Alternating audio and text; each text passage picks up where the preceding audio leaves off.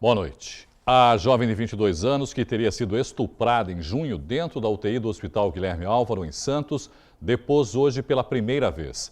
O juiz foi até o hospital ouvi-la. Ela está grávida e continua internada, se recuperando de uma tuberculose. Segundo o advogado da família, a acusação de estupro foi mantida. O réu será o último a ser ouvido e vai continuar preso até o final do inquérito. Não há previsão para o processo ser concluído. O trabalho de rescaldo nos armazéns do terminal açucareiro Copersucar, atingidos pelo maior incêndio na história do Porto de Santos, durou todo o final de semana. 4 pessoas ficaram feridas. Uma delas teve queimaduras graves e continua internada na Santa Casa de Santos. A preocupação agora é com os possíveis impactos ambientais. A movimentação na margem direita do maior porto da América Latina estava bem diferente de sexta-feira, quando começou um incêndio. No lugar das viaturas dos bombeiros, caminhões das empresas que operam nos outros terminais. Quem vê a cena não imagina o que aconteceu há 3 dias, só mesmo se olhar para cima e ver as marcas da destruição pelo fogo. Pequenos focos sobreviveram ainda no final de semana. De acordo com o chefe de departamento da Defesa Civil, Daniel Onias, como o incêndio foi de grande proporção, é normal que esse trabalho seja mais demorado. Foram aproximadamente 60 horas de trabalho do Corpo de Bombeiros, apoiados pelas brigadas de incêndio dos terminais e demais órgãos públicos aqui apoiando, né? Tanto para disciplinar o tráfego quanto para proporcionar segurança para os trabalhos. E após isso, continua agora o trabalho de rescaldo, o trabalho de limpeza e desobstrução dos escombros. O fogo, que começou na esteira e se espalhou para todos os armazéns da Copersucar, destruiu toda a estrutura atingida. Não há previsão de retorno para as operações da empresa. O relatório da Defesa Civil ela vai apresentar algumas recomendações. É claro que exames mais detalhados precisarão ser feitos por especialistas contratados pelo próprio terminal para recomendar quais as ações serão mais indicadas, se demolição total ou se recuperação parcial. Só a empresa, após uma análise mais aprofundada, vai poder ter a previsão de quando vai voltar a operar. As chamas atingiram 180 mil toneladas de açúcar. Depois do fogo ser controlado, a CETESB analisa se houve impactos ambientais. Os resíduos já estão sendo retirados da água e a empresa pode ser multada. De início, teve o impacto do ar, né? A pluma de fumaça do incêndio foi grande. Em sequência, foi o impacto nas águas do estuário, né? Porque em função da água lançada nas instalações, houve escoamento para a galeria de águas pluviais que atingiram o mar, né? A gente constatou que teve a mortandade de peixes na região e, no caso, a preocupação agora é para minimizar esse impacto no corpo d'água. A gerência vai avaliar se o dano foi grande, tem grande chance da empresa ser autuada até com multa. Continua desaparecido o tripulante polonês de 57 anos que caiu de um navio atracado no Porto de Santos na noite de sexta-feira. Atracada no armazém 39, onde deve ficar até o fim das investigações. A Marinha e o Corpo de Bombeiros trabalham nas buscas. Segundo a Capitania dos Portos, 3 tripulantes foram ouvidos hoje, entre eles o comandante. O conteúdo dos depoimentos não foi divulgado. Um navio com bandeira de Bahamas chegou ao porto na última quinta-feira para carregar milho. Na sexta-feira, por volta das 7 da noite, um trabalhador em terra teria visto um homem cair pela parte de trás da embarcação. A previsão é de que o inquérito seja concluído em 90 dias. E um menino de 10 anos foi encontrado morto hoje pela manhã na praia do Itaoca, em Mongaguá. Israel de Lima Oliveira veio com a família de São Paulo passar o final de semana em Praia Grande e se afogou no domingo no mar da praia da Vila Mirim. Os pais reconheceram o corpo de Rafael por causa da pulseira que ele usava. Caminhoneiros autônomos realizam um protesto agora à noite na Câmara de Santos. Pela manhã, eles pararam a Avenida Rodrigues Alves. A categoria reclama da falta de vagas para estacionar os veículos. Existem várias áreas disponíveis para essa finalidade, só que nenhuma é cedida para o caminhoneiro. O que o caminhoneiro ganha aqui? No local de trabalho, multa. No local da sua residência, multa. Então o pessoal não aguenta mais essas multas, tendo área. O sol forte não atrapalhou o grupo de manifestantes que ficou mais de 4 horas em frente à Codesp. D'André, autônomo há 19 anos, se fantasiou para protestar. Essa capa foi feita só de multas, mais de R$6 mil em infrações. 70 multas, todas elas no meu nome e tudo de proibido estacionar.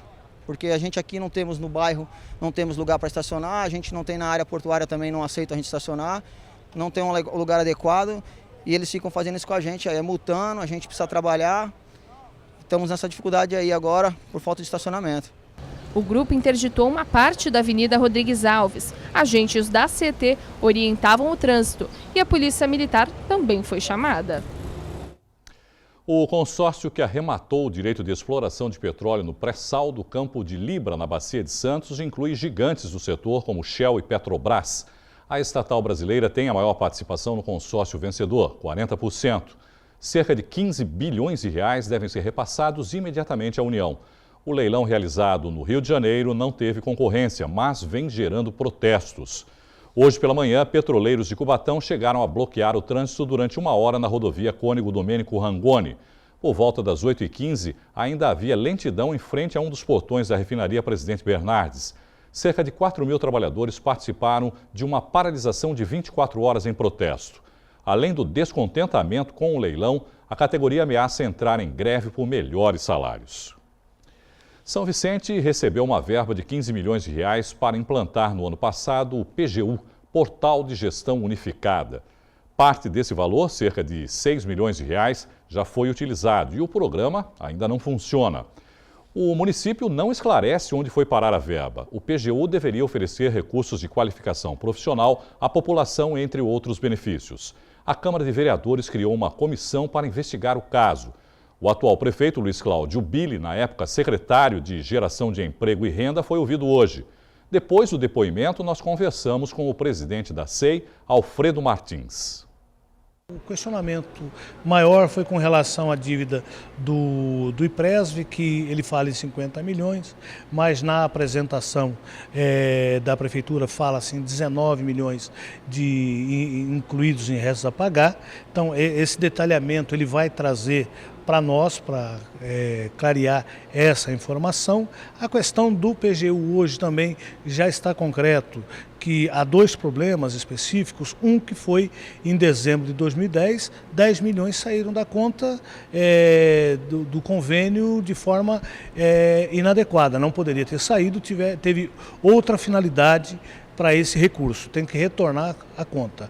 O outro problema é a gestão do programa em si, a contratação das empresas, o serviço prestado, o que foi pago se condiz com o que foi realizado, que nós estamos checando. Depois do intervalo tem futebol no Caderno Regional. Amando Gomes analisa a goleada do Santos diante do Náutico e os principais jogos da rodada do Brasileirão. Nós voltamos já.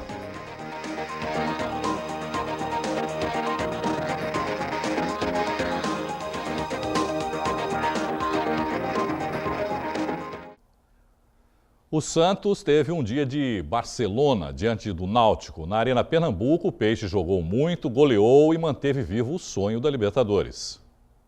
Antes do primeiro minuto de jogo, o Santos abriu o placar. Alisson afasta mal e Thiago Ribeiro, de fora da área, marca. Aos 21 minutos, Cícero avança em velocidade e também de fora da área faz um bonito gol. 3 minutos depois, o Peixe amplia. Cícero cruza, a zaga corta mal e Everton Costa confere de cabeça. Ainda na primeira etapa, o Santos marca o 4º gol. Cicinho, em jogada individual, faz de canhota. No começo do segundo tempo, o Náutico diminuiu. Golaço de Maicon Leite. Mas a maré em Pernambuco estava mesmo para Peixe. Em noite inspirada, Cícero, novamente de fora da área, fecha o placar, 5-1. Com a vitória, o Santos subiu para a 8ª posição, com 43 pontos. Agora, o alvinegro praiano volta a campo domingo contra o Corinthians. A partida vai ser realizada em Araraquara, às 4 da tarde.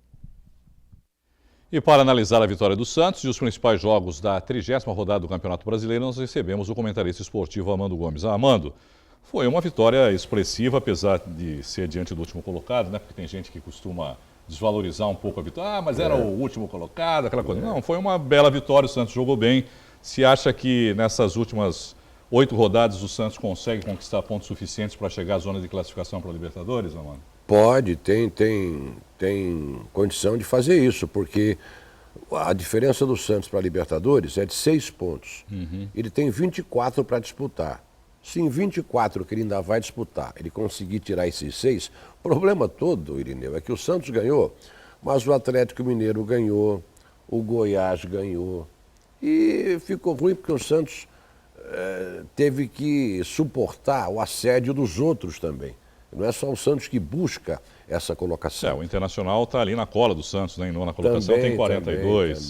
Também. São Paulo, Flamengo, Corinthians, todos com 40 pontos. Quer dizer, mas esses todos estão com 3 pontos a menos que o Santos. A menos, 3 pontos a menos. Você tem que pegar o Santos, que é o 8º, e você vê quem que está em 7º e 6º. Porque esses dois, no caso, se não me engano, o Atlético Mineiro e Goiás, é que subiram, porque ganharam também seus jogos, né? O Santos fez a parte dele, só que os outros também fizeram, né? Esse é o problema.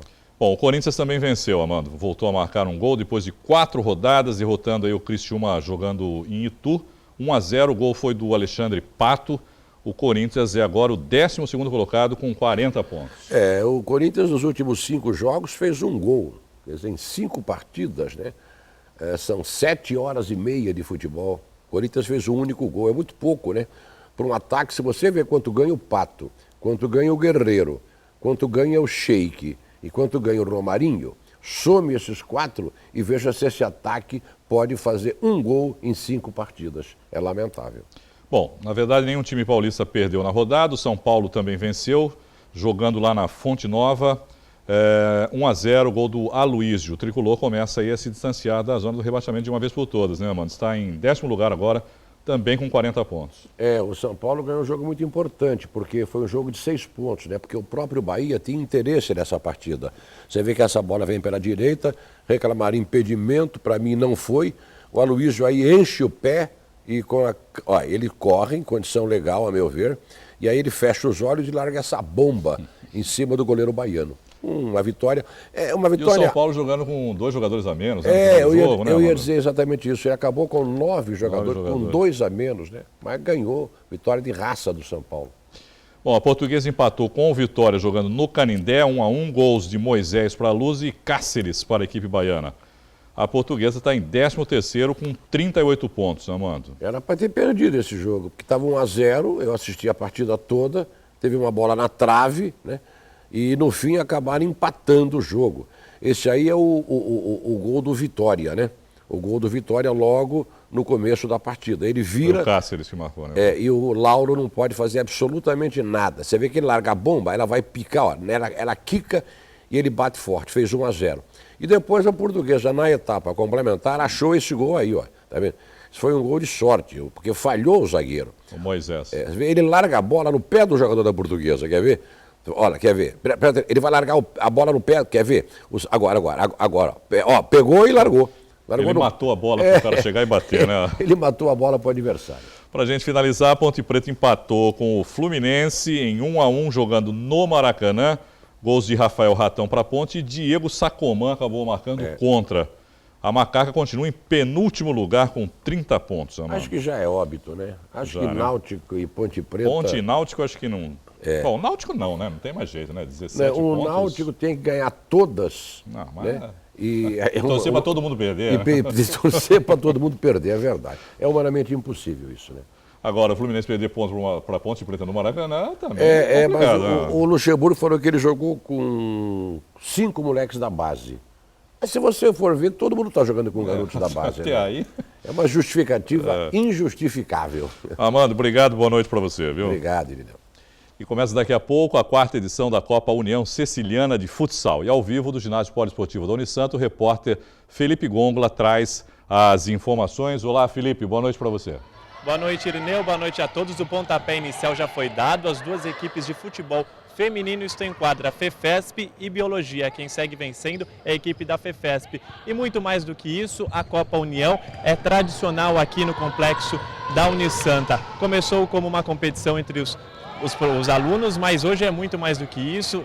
Também participam funcionários, professores. E eu vou conversar com o Dr. Marcelo, que explica um pouco sobre isso, né? tem muita organização por trás disso, né? É verdade, Felipe. Boa noite, o Irineu, boa noite ao Armando. Parabéns ao Armando. Sexta-feira estaremos comemorando 21 anos, primeiro programa regional que ainda mantém esse sucesso absoluto de audiência na Santa Cecília TV. Com certeza a Copa União é uma Copa que, pelo próprio nome já diz, é uma Copa que envolve os estudantes universitários e também funcionários e professores e alunos do colégio que estejam no ensino médio. Então faz com que nós tenhamos um envolvimento maior, não só de alunos das faculdades, mas principalmente também envolvendo o colégio, professores e funcionários. Queremos fazer com que nós tenhamos a continuidade das competições do primeiro semestre, realizadas no primeiro semestre, a continuidade dos próprios jogos da Unisanta, porque a Copa União serve também de preparação para os jogos da Unisanta do ano que vem. E com isso eu acho que a gente consegue também movimentar as duas praças de esporte, porque esse ano nós, até pela questão do calendário, nós decidimos colocar os jogos tanto no poliesportivo como também no Laerte Gonçalves. Então essa semana nós temos jogos concomitantes, tanto aqui como também no ginásio Laerte Gonçalves. Interessante frisar que são 12 equipes masculinas e 6 femininas, jogos durante a semana toda, tiro curto, mas que movimenta também, né, os alunos virem aqui visitar e assistirem os jogos. Né? Movimenta bastante, movimenta a organização das atléticas, dos representantes estudantis, representa também, movimenta automaticamente os próprios atletas, porque continuam treinando, defendendo as suas faculdades. Há uma disputa interna, porque, óbvio, nós temos sempre a atenção maior pelos jogos da Unisanta, mas a Copa União é uma Copa que praticamente decide a melhor faculdade do segundo semestre. Então há essa disputa, tanto no feminino quanto no masculino, e agora inovando com a participação de professores e funcionários também. Então acho que a gente consegue movimentar bem essa questão esportiva e faz com que essa preparação seja mantida visando também os jogos da Unisanta. Ok, então obrigado pelas informações, doutor Marcelo. Lembrando que após o Caderno Regional você acompanha uma partida ao vivo pela Santa Cecília TV entre FEFESP e Odontologia do Futsal Masculino. Irineu? Obrigado, Felipe. Prefeito Paulo Alexandre Barbosa garante que o projeto Bike Santos não vai parar na cidade. Os detalhes depois do intervalo, nós voltamos já.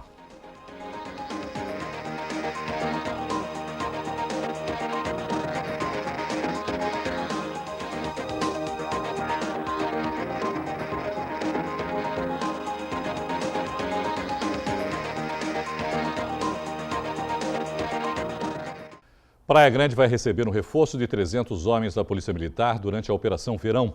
80 PMs vão permanecer na cidade e vão passar a fazer parte do efetivo fixo. Os novos policiais chegam a partir de 26 de dezembro. A Operação Verão segue até o dia 2 de fevereiro.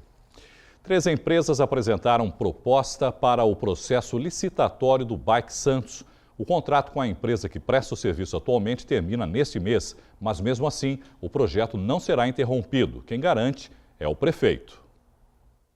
O projeto Bike Santos é um projeto muito importante para a cidade, é um projeto aprovado pela população e, além de não ser interrompido, ele vai ser ampliado para que outras regiões da cidade possam ter acesso ao Bike Santos, como a Zona Noroeste, que ainda não está contemplada, os morros da nossa cidade.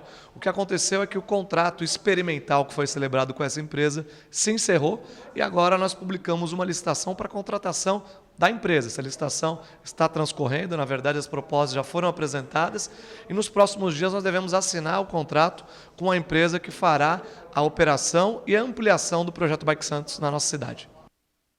Alunos de um curso de fotografia aprenderam uma técnica apurada que resultou em cliques de belas paisagens. O resultado pode ser conferido numa exposição em Santos. O nome da exposição é Contra a Luz. E as fotografias foram produzidas a partir dessa técnica, mas, segundo o fotógrafo responsável, ela não é fácil de ser executada. Muitas pessoas veem o contraluz como uma imagem escura, muito pelo contrário, é o detalhe da silhueta que está sendo capturado pelo olhar do fotógrafo, então é bem difícil. São 25 imagens de diferentes locais, como essa feita de dentro de uma gruta no Chile, ou essa tirada na Croácia. O pescador foi clicado em Paraty, no Rio de Janeiro. mas a maioria foi produzida em diversos locais de Santos.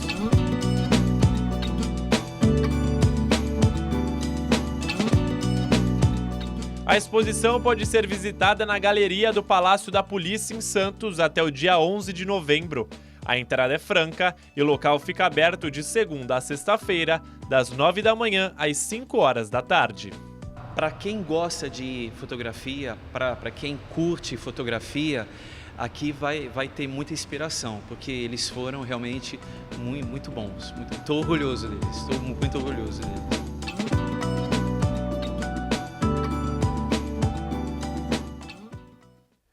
O Palácio da Polícia fica na rua São Francisco 136, no centro. A edição de hoje termina aqui. Pelo Santa Portal, você continua bem informado. Tenham todos um ótimo início de semana. Logo após o painel regional, você fica com a Copa Siciliana de Futsal. Uma boa noite e até amanhã. Tchau.